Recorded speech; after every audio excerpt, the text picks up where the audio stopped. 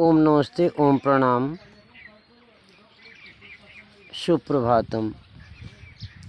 पावन प्रभात बेला का प्रखर प्रकाश उष्ण गरिमा के साथ जब माँ वसुंधरा पर अपनी छटा प्रसारित करता है तो मानो माँ धात्री भूमि पृथ्वी माता अपने एक नए आलिंगन में चेतना के साथ क्रियान्वित हो जाती हैं। प्रकाश छटा चेतनता की बहुत बड़ी संतुष्टि, आनंद का निदान। अंधकार से कितना व्यक्ति व्याकुल हो जाता है, तिमिर से कितना त्रस्त हो जाता है, चाहे वो बौद्धिक हो चाहे वो प्रकाश संश्लेषण का एक। देखते हैं कि ये पंछी देवभूमि में हमारे बीच, हमारे घर में, खेत में, बगीचे में, अभयारण्य से निकल के प्रकाश संश्लेषण की ऊष्मा को पाने के लिए रजनीचर बहुत से प्राणी हैं, दिनचर बहुत से प्राणी हैं, रात्रि विचरण करने वाले बहुत से प्राणी रात्रि काल होने पर अपना जीवन का आनंद उल्लास स्वच्छंद मनाते हैं। दिनचर प्राणी प्रकाश पाने पर अभ्युदय, अरुणोदय, सूर्योदय, पावन बेला को देख करके हर रोज़, हर क्षण, हर पल एक नया उत्सव मनाते हैं। और ये उत्सव की परंपरा हम जीव पद्धति और वनस्पति पद्धति में खूब देखते हैं। बहुत सी वनस्पतियां हैं जो भगवान सूर्य की प्रकाश बेला से प्रकाशित होती हैं, पुष्पित होती हैं, पल्लवित होती हैं।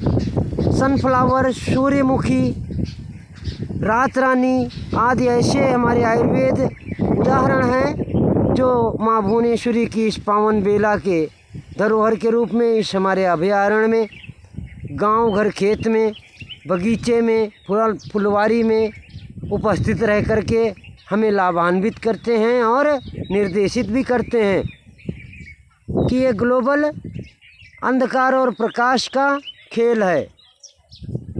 केवल इस अंधकार और प्रकाश के खेल में हम जीव सभी अंडज, पिंडज, उष्मद, स्वेदज, भित्तिज पिरोए हुए हैं। हम यहाँ पर पंछी, आयुर्वेद, पशु, मानव जगत की समग्र एकता का पाठ खूब पढ़ते हैं।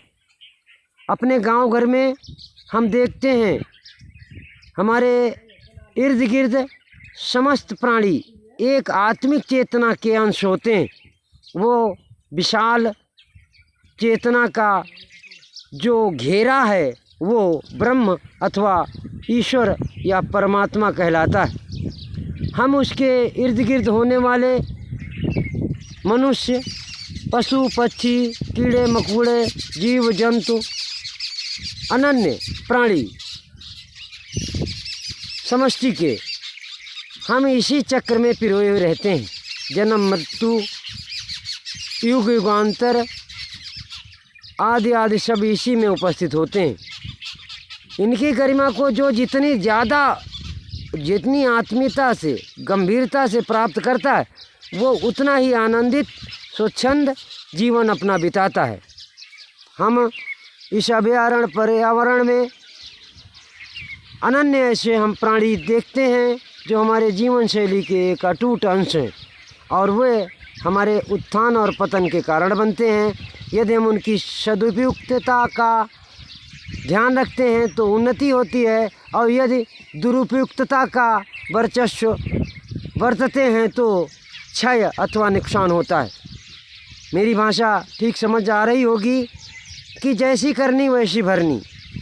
जो मनुष्य जो यहाँ अच्छा करता है, दुनिया अच्छाई उसे देती है, और जो जीव यहाँ पर लूटता खाता मारता, चापलूसी चालाकी बेईमानी नेतागिरी गुंडई, भगवान का दूसरा अंश अहंकार घमंड का दूसरा नाम, यह मनुष्य अपने जीव में धारण करता है तो समष्टि उससे उजड़ जाती है और वो फिर कृत्रिम भगवान बना हुआ रावण का पुतला घूमता रहता है।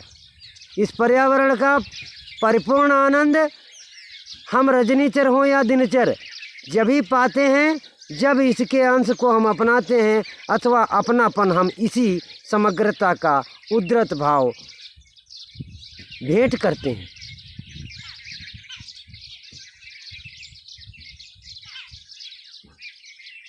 हमारी चेतना,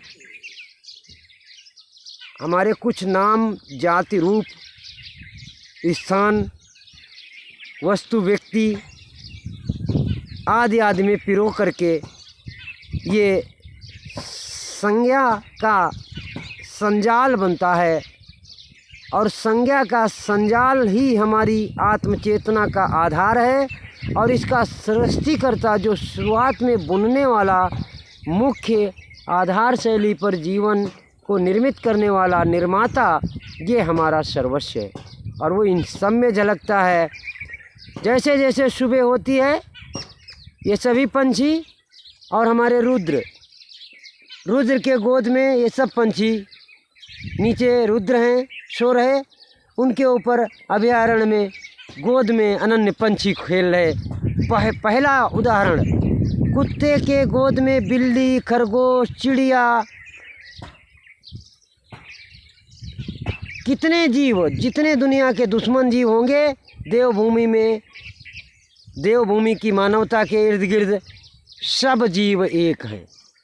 रोज का वृतांत आप अटूट देख पा रहे होंगे। हम अपने विस्तार पूर्वक रहनी सहनी में अपना कुछ प्रसारण प्रस्तुत करते रहते हैं। उस प्रसारण को हम ये पूरी दुनिया का मार्गदर्शन तो नहीं कहते, परंतु अपने आनंद का अंश अवश्य कहते हैं।